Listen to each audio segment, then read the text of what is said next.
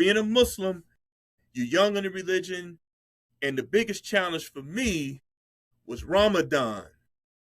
Ramadan, because the kitchen is the center of the firehouse. The sanctuary. Everything goes on. Hey, what's in you in the mess? What we having, Bob? So you smell all this food and everything, and what Ramadan is, it is the month of fasting. It's a 30-day fast, and you can't have any water, you can't even have any food, and when you're married, you can't have intimate relations with your wife during the daylight hours.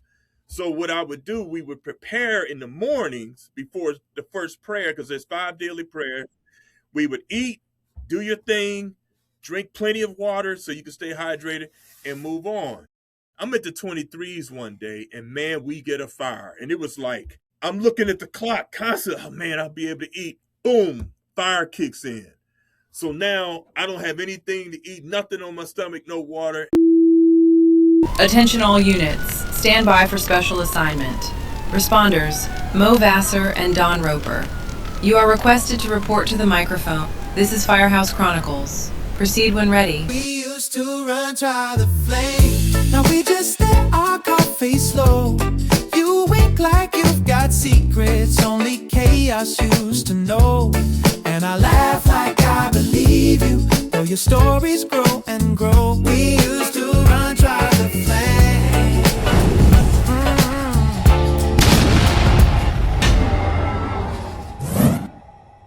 And welcome to the Firehouse Chronicles. I'm Maurice Vassar, and this is Don Roper. We both have 33 years on the fire department, retired, and we have with us a special guest today, a man that I worked with on many occasions. He also 33 years on the fire department. Yes. Paramedic, I believe. Yes. Haki Zuberi. Zuberi. Don't forget driver. And driver. I forgot about that. One of the best drivers man. in the CFD. Are you kidding me? We spent some time together. Yeah. There it is. Yep. Well, welcome to the show, Haki. What can you tell the audience? Just please introduce yourself just very briefly. Haki Zuberi came on at 86 at the age of 23. And it was an eye-opener. I didn't know any firefighters when I first got on the force. I didn't know any.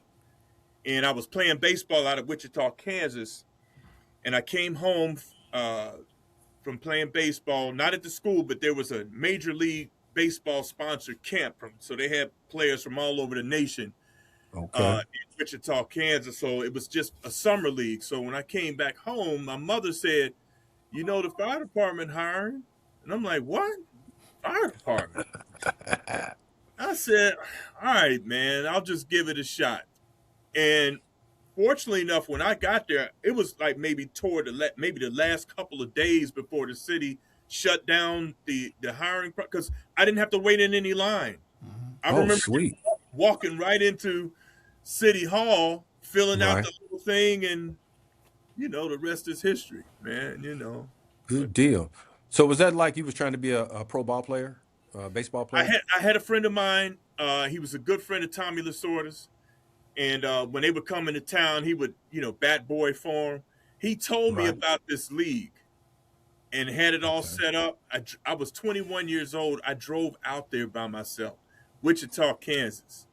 Ran into some great people, man, some beautiful people. So what they did, they had a whole bunch of ball players from the nation, and Major League Baseball scouts were there. Right. And you know how it is, man. It's like a group of people, and they're just pulling folk. And I think there's only 2 guys out of that whole group. One of them made it with the Pirates, and the other one, I remember he was in Oklahoma State, because I remember seeing him in the College World Series. But as far as anybody making it to the league, there was only one guy that made it to the league, who was there. But we're glad you made it to the CFD instead. Yeah. We were talking about how the fire department gets people from all different walks of life. They put us all together, sometimes in a firehouse, and we have different backgrounds. Absolutely. And I know that you particularly, from the time, tell the audience, when you got hired, your name wasn't Haki Zuberi. No, tell us what happened. Funny story. And how that affected. Yeah, funny story. I came in with Mose DeMasi, and one of the things we would do, we would go to lunch down at Heavy's. Oh yeah, we Heavy's I did down remember on that Main Heavy's. Street, time right? Oh, at yeah. the drill school. Mose had a black Trans Am, and I think he must have heard the brothers playing some music, and his favorite group was Cameo. Word Up. You know, he Right. heard the song Word Up. So me and Demasi would hang, and of course, you know, man, you hanging, you late, you get in trouble, man. So one time we were called to Ben Claney's office. He was the district chief of drill school. And he brought us up to the office, and you know, back then, man, if you had to go see the district chief, man, it was a problem. I was like, Yes, oh, indeed. man, I'm gonna get fired. So Mose and I are in Ben Claney's office, and one thing Ben Claney said in that meeting, obviously we didn't get fired. One thing he said, I didn't know he could see into the future like Nostradamus. He says, Walker, you're not gonna make it in this fire department. And I said, you know what? He was right. Walker didn't make it. What happened to Walker? So when I ran into a guy, and I was at UC, and you know, he was just the first time I ever heard about Minister Farrakhan. I'm like, man, who is this dude, man? I heard one of his tapes. I said, whoa, wait a minute. Self-reliance, you know what I mean? Do for self, have pride in yourself. I'm at the 32s. I'm a sixth man. Louis Farrakhan was at New Friendship Baptist Church. And he came there, he spoke, I sat behind him, and I was just like anybody else who's never seen, like, this man is a great orator, you know what I mean? Right. And at the time, you know, I sat there and I listened to him because I had a trade. I used some comp time, so I went back to the firehouse, and I was like, oh man, wow, man, you know. Matter of fact, my first Quran I got from him. He was passing them out, and I got it from him. I still got it on my shelf today. But anyway, long short, as I studied, I realized that the Nation of Islam they aren't Muslim as it pertains to the tenets of the religion, you know. So as I went further along, I was investigating and everything. I embraced Islam in June of 90. Now, everybody else knew me in 86 as Eric Walker. Right. I embraced Islam in June of 1990. Well, I didn't go through the formal name change until like maybe August or September that year. And I remember we used to have to fill out the 25 S's? Yeah. Yeah. I remember that. I was at the 23s. I was regular 23s. The phone rings. It's Charlie Winsel. He says, hey, Eric, it's Winsel. He says, I see the 25S here. It's got some information on it, and I'm on my way over. He came over to the office. He pulled me in the office by myself. He closed the door. He says, I see what's going on, a list of names here. He says, what do you want to be known by?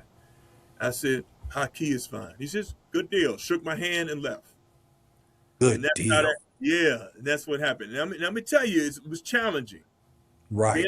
Being a Muslim, you're young in the religion, and the biggest challenge for me was Ramadan. Because you know the kitchen is the center of the firehouse. The sanctuary. Everything Right. goes on. Hey, what's in you in the mess? What we having, Bob? So you smell all this food and everything, you know. And what Ramadan is the month of fasting. It's a 30-day fast, and you can't have any water. You can't even have any food. And when you're married, you can't have intimate relations with your wife during the daylight hours. So what I would do, we would prepare in the mornings before the first prayer, because there's 5 daily prayers. We would eat, do your thing, drink plenty of water so you can stay hydrated, and move on. I'm at the 23s one day, and man, we get a fire. And it was like, I'm looking at the clock constantly. Oh man, I'll be able to eat. Boom, fire kicks in. So now I don't have anything to eat, nothing on my stomach, no water. And of course, you know, we put the fire out and everything. And I'm done, man, right? Mark Sanders, the paramedic, he asked me, he says, listen, man, I don't know much about what you're doing, but I don't want to mess up. If you go down in a fire, what am I supposed to do? I don't want to do anything that's going to. I said, man, listen, you got me. I can make up the time. I can make up the day that I missed, but Right. this is an emergency, So, That's an exception. oh my goodness, right, Yeah. man. But the biggest challenge for me was in the firehouse because you smell all that food and oh man, and you're sitting there. So I would bring my stuff, and I would bring stuff to break the fast in the evening, and then that morning I would have to have something, for the morning. But I'm gonna tell you something. There was one incident that took place. 9/11 was real challenging. It was real Why is that? challenging because of the propaganda and the fear.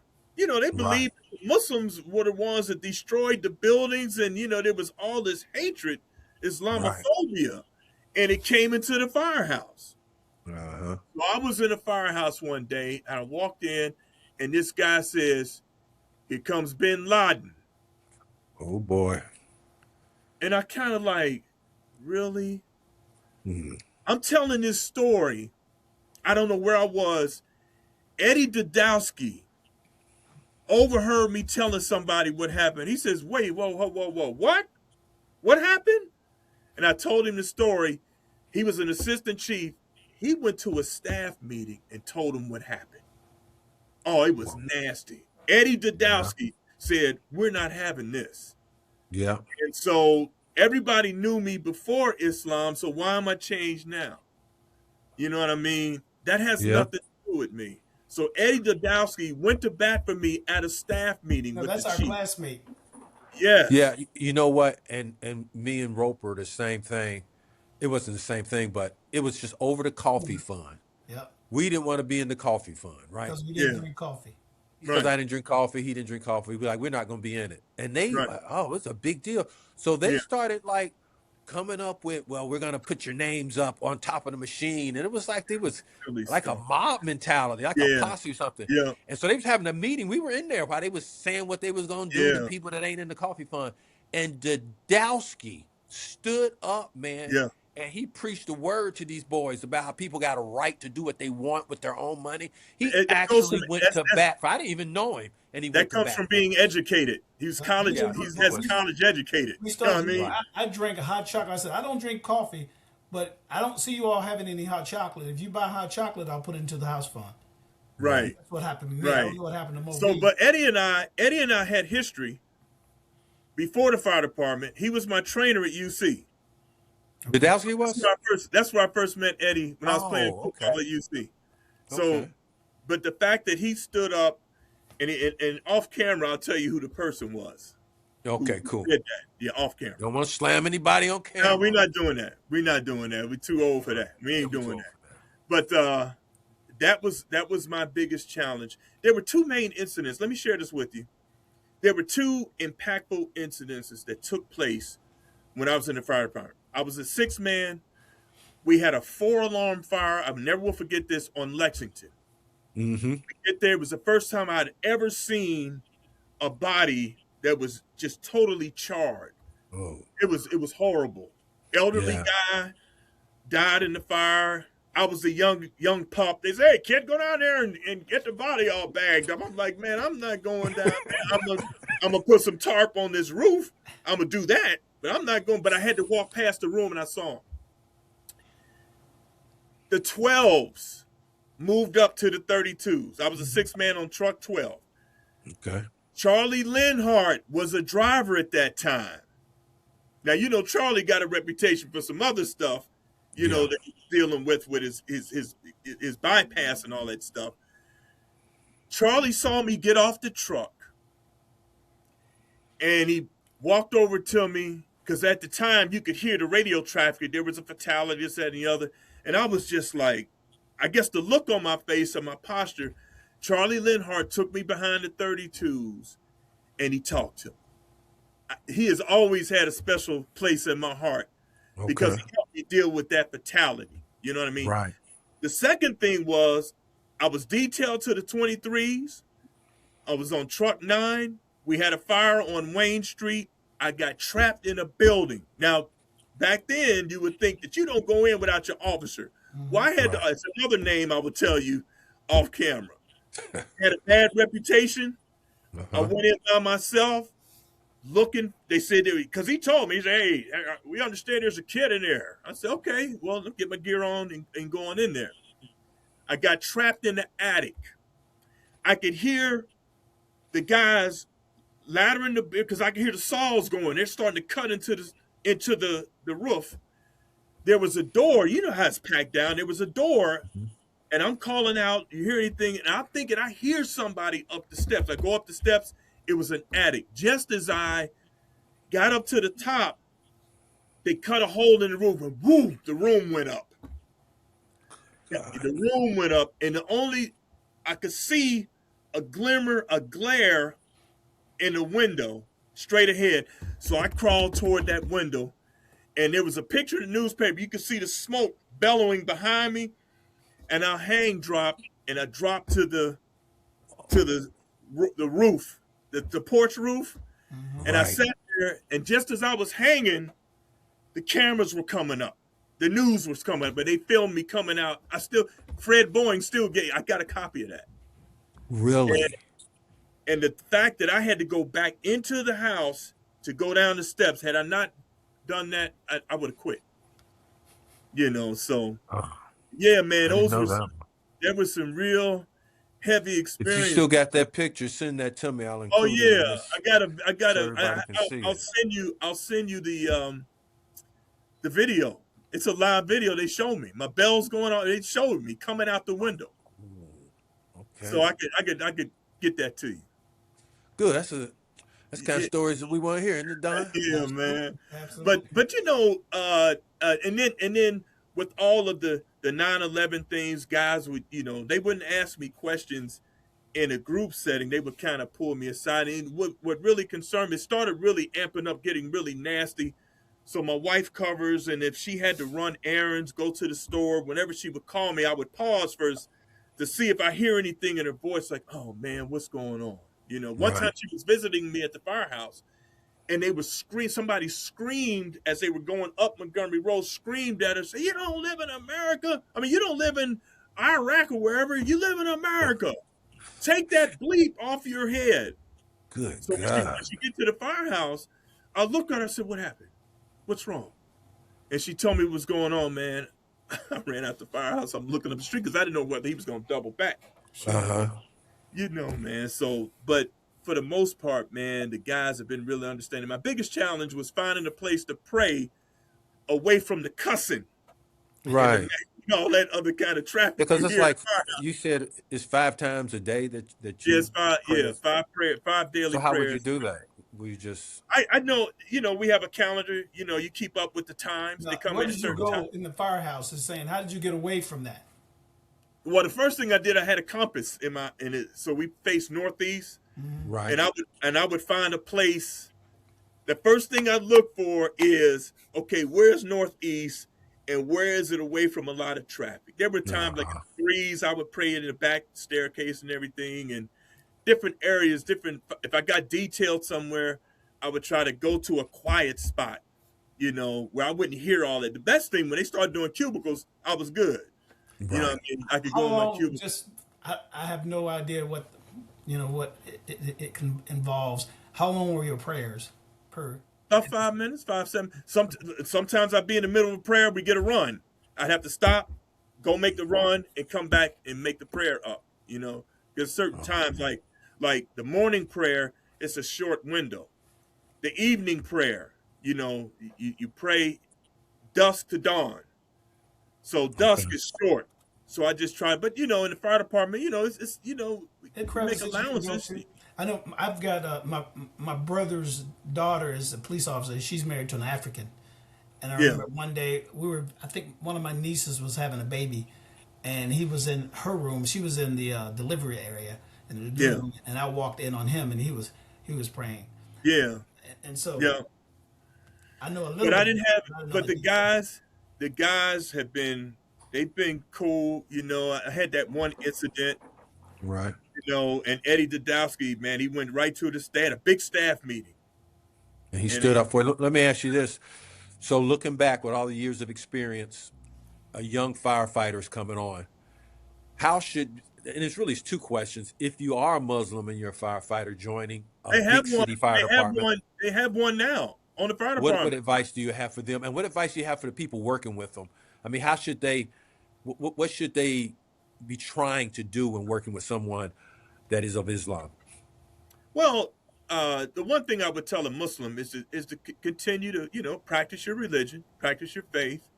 The biggest thing was you don't I, you don't now you don't have to be Muslim and people don't eat pork. They said, man, I don't eat pork. Exactly. A lot of times they've gotten a lot healthy. You know how when you came on and both of you came Oh, on yeah. 84, I came on 86. It was red meat morning, noon, and night, Yeah. pork, blah blah blah. But now Right. people become health conscious, so you don't see that as much. Mhm.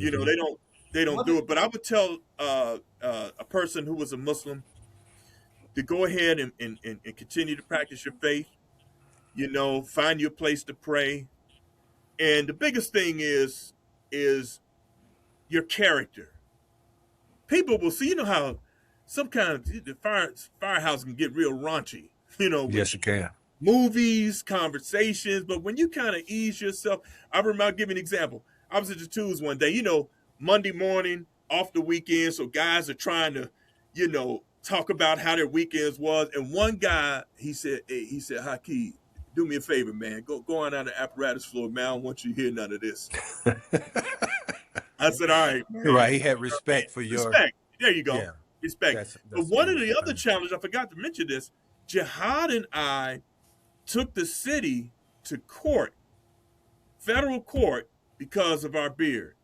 They were saying that it creates a safety issue. You would overbreathe your mask, and it's a safety. I said, but we got positive pressure masks. And then there was a fireman in D.C., big beard, wore a mask, and he was on the fire department. And they did a technicality thing. Well, that's a district. That has nothing to do with a state. It's a district. Oh. But I said, but the fires don't change. The principles of the fire. When we came in the fire Interesting. department, we came in the fire department in '84. They wore beards and long ponytails. We had a guy called Ponytail, long down his back. Yeah, And they had yeah. They had them when I long came white on. beards. Yeah, they had them when I came on. Yeah. They had beards. Yeah. It's true. But So I the would beard, tell- the beard beard thing may not just be the science of the smoke. It might also be it's a certain just look. a look, a custom. It's a look. Yeah. And the cultural police thing. department, they got profiles. You look at the Right. police officers, they got profiles. Because Yeah. they didn't want to deal with, and then I don't want to go too deep in this. Hegseth was saying, African American, they want everybody clean shaven, but he said, man, I get razor bumps. Yep. Yeah, Bad. that's true. Hey, He said, well, then maybe you need to get there out are of the several military. guys who came on, in that I work with. I can tell you one example. Greg had really bad razor bump. In fact, I think he went off the track on limited duty because of it. Yeah. But one of the questions I wanted to ask you is, obviously, people have to make some adjustments to you and your religion, and just people in general. When we came in, it was not a whole lot of black people in, and so Right. they had to make adjustment. But what was your big adjustment for adjusting in the fire department? As a Muslim, Not just as a Muslim. Oh, when you just first started, coming in? and then later on as a Muslim. What I think you had to make the- some adjustments. What adjustments did you make? I think the biggest adjustment was, well, let me back up. One of the things that helped me in this fire department was I got my name out early because I came on in 86. Mike Edwards, you know who Mike was? Yeah, we know who Mike was. You Was- took his place down in drill school. I took his place one day. That's right. That's right. Yeah, I took his place in my class in 86. I remember.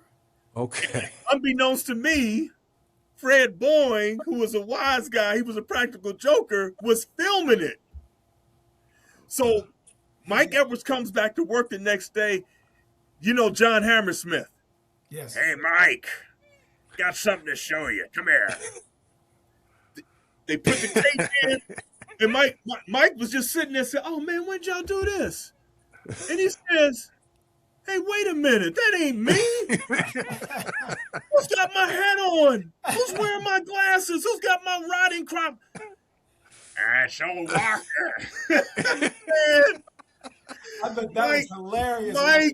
Mike had me full turnout gear, 2.5 section of It hose, sounds like Mike. mask on, 1-7, 4 up and down.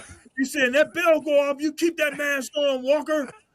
Oh my goodness, You man! had to be Mike punished came for back. I that. was Oh, yeah. done. Mike came But you back know what to happened our class reunion. after that, when Mike left, I remember I came on in '86, class of '89. They asked me to go down there. I remember that. I remember. Class You of know, I '89. watched So you I in did That's a 89 and privilege. so Yeah. right. How many So classes did you do? I did 89 and I did 89 and 93. That was it. All right. And but you know how the 29s used to look out the bathroom window Oh yeah. and watch us down there. There was a captain, Captain Knopf. You know Captain Knopf had that reputation. Yep. I did not know that he was a Marine. He thought that I was in the Marine Corps because remember how you used to have to take a test for riding in charge? Yeah. Uh-huh. I was in the office one day. Fred Brown says, "Hey, Eric, you going to take the in charge?" And I said, "Man, you know, I hadn't really thought about it." Knopf was in there running copies. Mm-hmm. He used to smoke everywhere in the firehouse. All right. And he said, "Hey, kid, you interested in riding in charge? Come on down to the office." And I'm sitting there thinking, this dude's setting me up. Right. Because Knopf had a reputation. I go down so Jesse Ratliff was a roughneck down there, and John Starr. I said, "Jesse, man, what's up? Is this dude setting me up?" I said, "What's going on? He's trying to set me up." He said, "No, man, must be something about you he liked." I go down there. He says, "Come on in, sit down, close the door." He showed me what to do from 0700 to 1800 hours, what to do. Really? He showed me Good deal. everything. And I couldn't believe it. And it wasn't until after he died and he had his obituary, he used to look, I'm assuming he looked out the window and saw me going through the paces and thought I was a real drill sergeant. I never did a day You weren't in the even in the military. Salvation Army, brother. But you know what? I tell you Yeah. what, but the fact that I wasn't just a yeller, I could drive. I could drive them. That's a standard. So Lacey would, drive one to the Lacey Calloway would drive to the burn building. I would drive to the burn building. I'd set up the aerial ladder, get the pumps going. And what was really important to me, as I look back on it, the young African-American men coming in, seeing somebody who looks like them can do that. That has value. No It has, doubt it about has it. huge value. Has huge value. We want to tell everybody that's listening to like and subscribe, and also to Absolutely. leave a story for us. Or if you want to leave a story, contact us. Right. And you were about to say, Don. I was going to say, I had some relatives that I was telling them, "Hey, did you watch my podcast?" He said, "I just watched what you sent me in text." I said, "You can like and subscribe." He said, "How much is it?" Oh No, man. I'm just saying Oh, because people There's think people, right? you have to. And look, you've seen other podcasts, and some of them may charge. I Yeah. have no clue. But Yeah. let reiterate to them, like and subscribe, and it's free. And you can Yeah, support Absolutely it man. on It's Facebook, great. Snapchat, anything else. Support it. It's free. So Hey, Hey, we appreciate the appreciate you, man, for stories. having me. appreciate it and like and subscribe. Thank you.